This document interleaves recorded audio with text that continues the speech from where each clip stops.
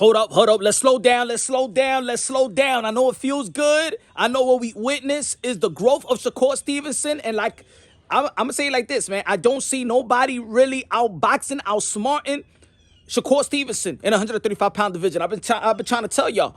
I don't see nobody outboxing, outsmarting. The intellect is where it's at. The sharpness, the defense, the punch selection. He's sitting down on his punches. He's entertaining. His power has been unleashed.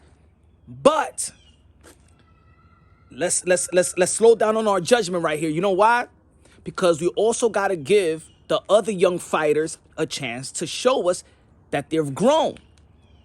Shakur Stevenson is the same age as Ryan Garcia, 25 years old. Same age as Devin Haney, 24, 25 years old. Teofimo Lopez is going to be fighting Josh Taylor, 25 years old. So, as much as Shakur Stevenson looks sharp and proved everything that I've been saying, especially after the Nakatilia fight, saying that, you know what, he's going to have to be exciting, his power has to show because he's going to move up in weight and things of that nature. If you've been following the channel, subscribe to the channel, smash the like button. Let's see what Ryan Garcia is going to do versus Gervonta Tank Davis, because how we feel right now about Shakur Stevenson, and if Ryan Garcia show us the growth at his age and give us a masterful performance versus Gervonta Tank Davis, in which a lot of punters, a lot of pugilists, a lot of legendary fighters feel like Gervonta Tank Davis is the biggest threat in the lightweight division. He's the biggest threat, right?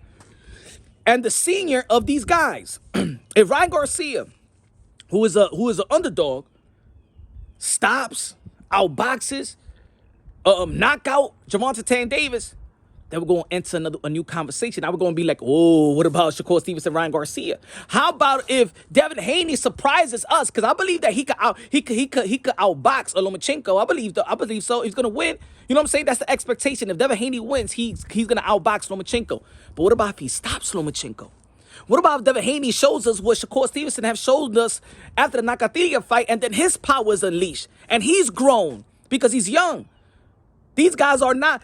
Let's make this clear. These guys are not yet in their prime. You know what I'm saying? 24, 25 years old. Gervonta Tank Davis in his prime. I always say that in your prime in the sport of boxing is like 27, 32 when your intellect and physical ability coexist at the highest level. Teofimo Lopez, there's a lot of people that was questioning him after the Sando Martin fight, but look how he did. Look what he did to Pedro Compa, and look what Brandon Lee, he was going back and forth. He was in a war with Pedro Compa. Teofimo Lopez did his thing just moving up. A lot of people didn't even say, oh, that's just Pedro Compa. Then Sando Martin, who retired Michael Garcia, oh, that's just, he didn't look. Let's give these guys time. I've been saying, out of this era, Shakur Stevenson, Teofimo Lopez, and Bam Rodriguez have the guys that's been taking the most risks. But these fights that's lined up, it's really legacy fights. Not the Shakur Stevenson versus Yoshino, but he already has some legacy fights in the super featherweight division. Now he's entering one of the most lucrative and one of the most exciting division in the sport of boxing, the lightweight division. And these guys in the lightweight division is close to moving up to the 140, in which I feel like the 140-pound division is going to be the most dangerous division. I call it the landmines division. Anywhere you walk, anywhere you get in the ring with, Matias, T.O., Josh Taylor, Regis Prograis, even Cepeda, even Jose Ramirez. We're going to see these guys moving up. We've seen Ryan Garcia put campaign up there versus Javier Fortuna. Not really 140, but he's going to be going up there. Gervonta Tank Davis already beat Mario Barrios. We've seen these. It's going to go to the 140. But Shakur Stevenson, I don't see nobody beating him. If he loses at 135-pound in the 135-pound division, is by somebody stopping him, somebody TKO, some corruption or something like that. I don't see nobody outsmarting Shakur Stevenson. I believe he's one of the smartest fighters, not only in the lightweight division, but I think he's one of the smartest fighters in the sport of boxing. Got one of the best IQs in the sport of boxing. Sharp, cat-like reflexes. Man, stand on his square. He's becoming a perfect fighter. Forget about becoming. He is a perfect fighter. But let's not move the goalposts. Because with Devin Haney, he's going to be facing Lomachenko May 20th. There were some people, and I was one of those people that'd be like, I don't know if he's going to take the Lomachenko fight. I think he's going to go to 140. You know, he can't make the weight, blah, blah. It's a risk because, you know what I'm saying, he only got one fight deal with Top Rank, and if he loses the belts, and then he loses the power, and he loses a promotional company, and that's a big risk to lose to Lomachenko, the Golden Goose, to Top Rank and stuff like that. So there's people right now saying that I don't think that Devin Haney's going to take the Shakur fight. Let's wait on this. Let Devin Haney finish with Lomachenko. It's not fair to say that Devin Haney won't take the Shakur fight. All right? Shakur Stevenson said yesterday that Devin Haney got no power. You know what I'm saying? Every time I got in the ring, I got the best of him. He never seen nobody hurt. He never seen Haney hurt anybody. I mean, we all know that. But he is undisputed in the lightweight division. He should be the primary and the biggest fight in the lightweight division because we know what we always say. Legacy reigns supreme, right?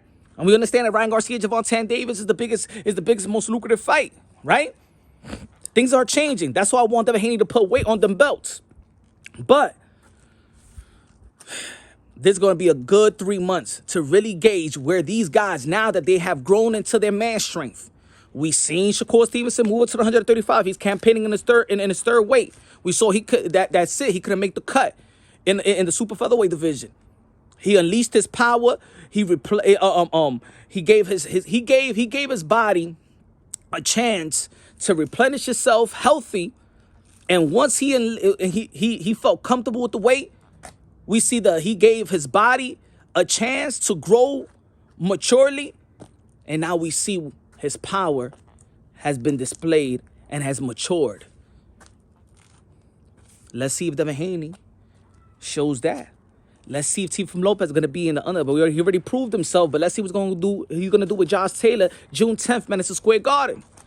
Let's see if Javante Davis shows us that or Ryan Garcia show us that he's in another level. It's going to be a good head of a 3 months. Good head of a 3 months. Woo-wee! I love boxing. I love that these young crowd fighters is actually showing us the way, leading the sport of boxing. Let's see.